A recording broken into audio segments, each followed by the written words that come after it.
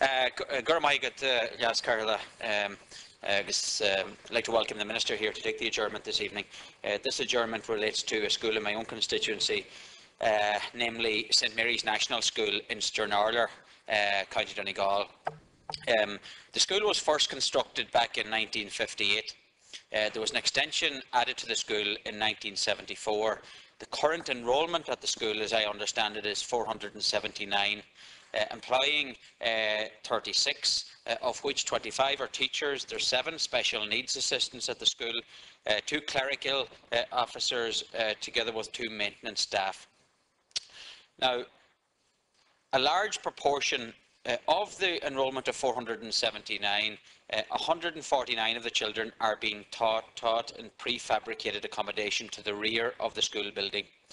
Only 4 of the 12 permanent classrooms have running water.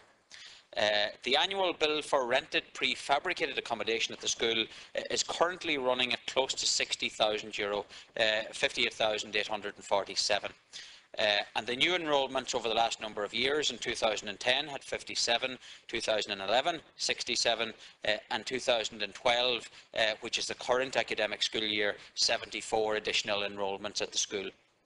Now, the major difficulty with this school is that there's a major health and safety issue, because I know, Minister, I understand you may have visited the school, you're aware of it. Certainly senior officials in your department are aware of it. Main road to the right-hand side. Exactly, beside the church. Driving up to Letterkenny. Exactly, on the left-hand side, beside the church. So the difficulty there is very often you could have a funeral, a wedding, you have mass at the church, children are coming in the morning. I was actually there recently one morning when children were being dropped off, and it was a real hazard. Now, the school is doing everything they can. They have their own kind of caretaker looking after the arrivals of cars and buses and so on and so forth, but it really is a critical issue. Now, the prefabricated accommodation, I never agreed with it. Even when we were in government, when Fianna Fáil was in government, there was lots of money being spent on prefabricated accommodation. Never agreed with it. The money should go into bricks and mortar, and you know, the kids should have proper classroom accommodation, and that's not too much to ask for. The health and safety concerns here, coupled with the prefabricated accommodation, coupled with the fact that you have close to 500 kids playing on concrete out the back of the school at lunchtime and at break times, is totally unacceptable. The fact that you have lack of running water, lack of toilet and sanitary facilities, and so on and so forth. Now, to move on, there is an easy solution to all of this, because the solution is a new school on a new site. The school site, the new site has been identified down beside the current Finn Valley Sports Centre, which is a nationally renowned regional sports centre with a new swimming pool project currently under construction, running track, tartan track, up to European standard, and the alternative site, or the proposed site, which is under being purchased by the department just across the road. Planning permission has been granted for the site. All that is required is that the school project goes on to the capital programme.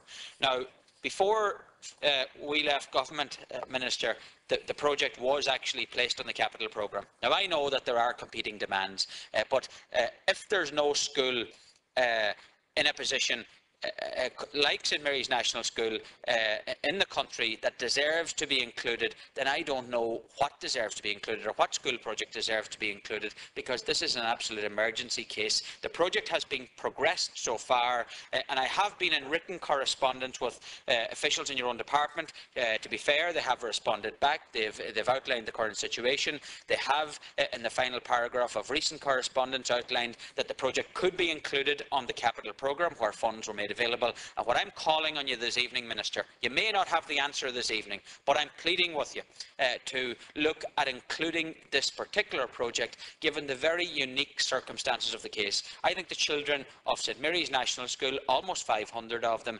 deserve to be in a school that's safe, fit for purpose, that has running water, toilet facilities, and where they're not in danger of being knocked down going to school or coming home from school.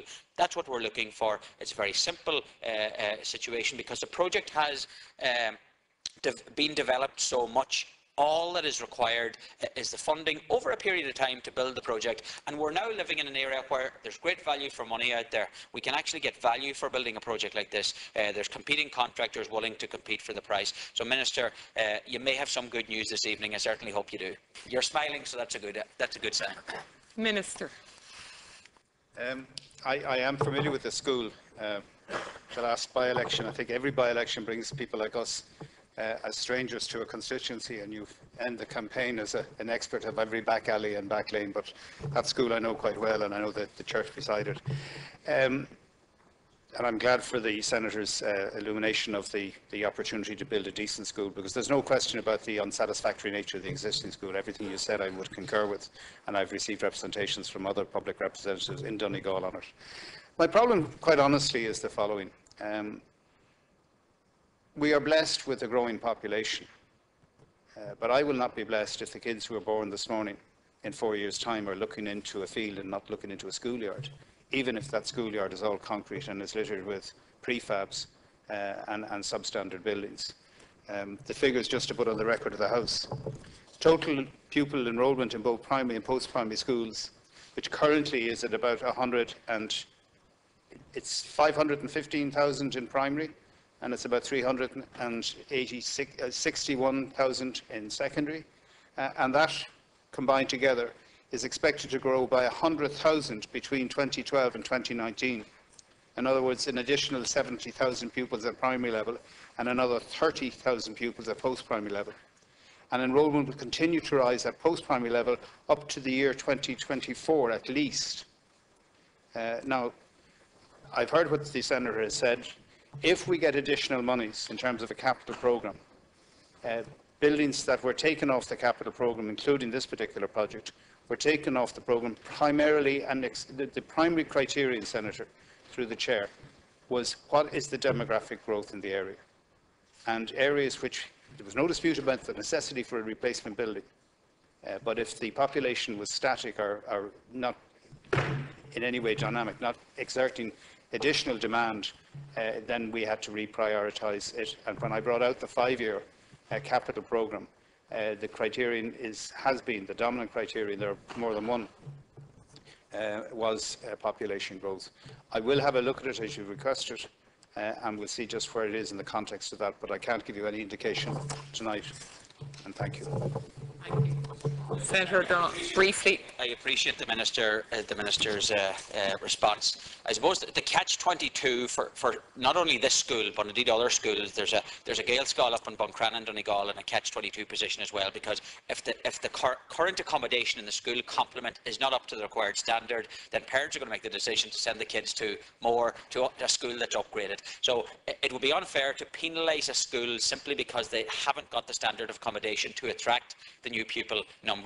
Now, I know for a fact that if the new school was built here, you're going to have pupils wanting to attend the school, given the nature of the sporting facilities adjacent to the school. So I think, I understand where you're coming from, but I think, it could be a little simplistic just to say that, and I would ask you, plead with you, Minister, to have another look at this, and any assistance you require, we're there to do it. I don't want to play politics with this. I know that you're genuine about the matter, but I do hope that you will look at this favourably, given where this project has come from over the last number of years. Gormaigh.